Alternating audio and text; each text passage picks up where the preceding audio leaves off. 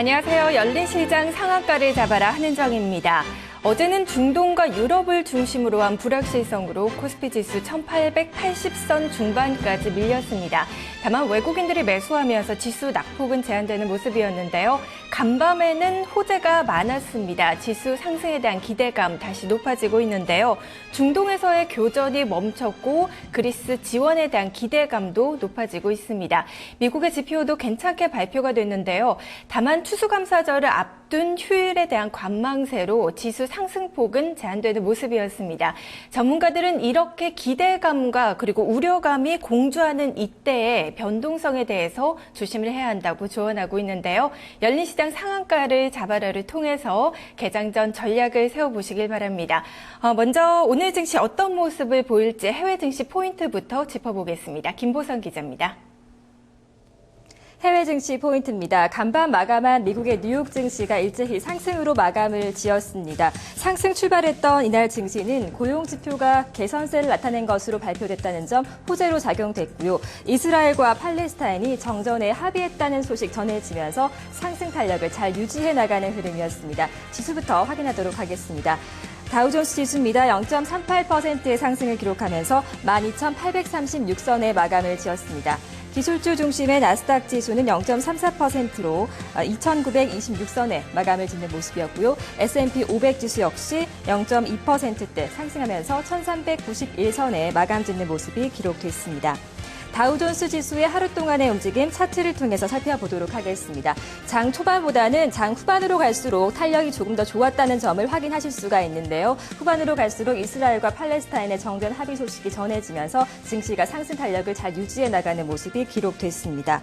자, 뉴욕 증시를 움직인 재료들 살펴보도록 하겠습니다.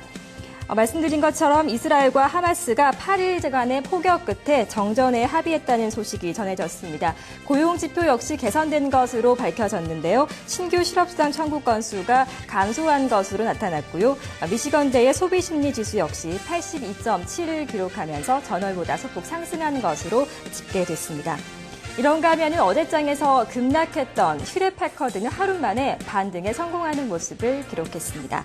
다우존스를 구성하고 있는 업종별 등락 흐름 이어서 살펴보도록 하겠습니다. 증시가 상승을 한 만큼 상승한 업종이 더 많았습니다. 대부분의 업종이 상승한 가운데 통신주의 업종 흐름이 좋았는데요. 0.6% 통신주가 상승한 것으로 집계됐고요. 그런가 하면 기초소재 섹터만이 0.7%대의 조정을 받은 흐름이 다우존스 지수 쪽에서 기록이 됐습니다. 휴레패커드는 어제장에서 급락하는 흐름이 나타났는데요. 오늘장에서는 반등에 성공하는 모습을 기록하는 흐름이 나타났습니다.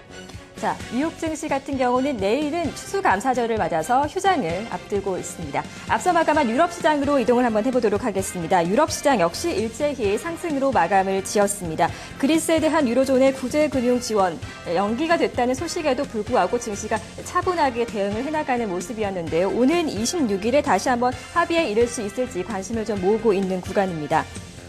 독일의 닥스 지수부터 확인하겠습니다. 0.16% 상승으로 7,184선에 마감을 지었습니다. 영국의 푸츠백 지수 역시 0.07% 강보 합권으로 5,752선에 마감이었고요.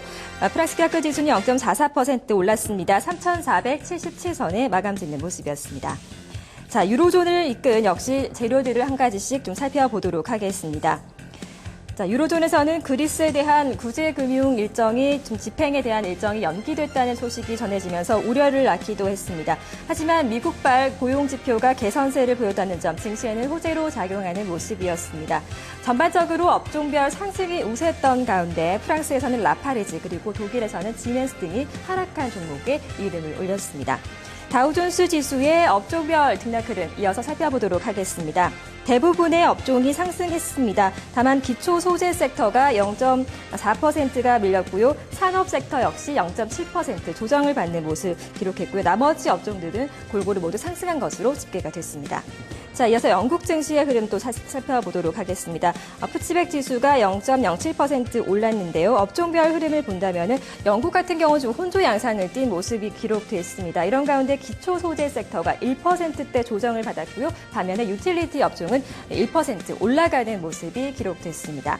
자, 프랑스 CAC 지수 같은 경우도 0.4% 상승하면서 쉽게 마감이 됐는데요. 이날 장에서 프랑스 지수 같은 경우는 기초 소재 섹터가 0.6% 하락했고요. 기술주도 0.4% 밀렸는데 나머지 업종들은 모두 상승으로 마감을 지었습니다.